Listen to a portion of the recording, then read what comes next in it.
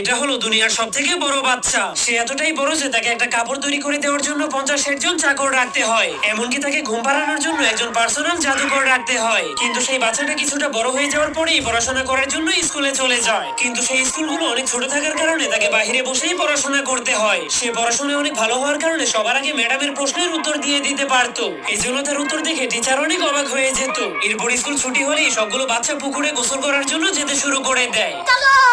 এই জন্য সেই বড় ছেলেটাও গোসল করার জন্য চলে আসে। কিন্তু তার জন্য সেই পুকুরের পানি একদমই কম হয়ে গিয়েছিল। এই জন্য বাকি সব বাচ্চাগুলো তার গায়ের উপরে উঠে উঠে পানিতে লাফ দিতে শুরু করে দেয়।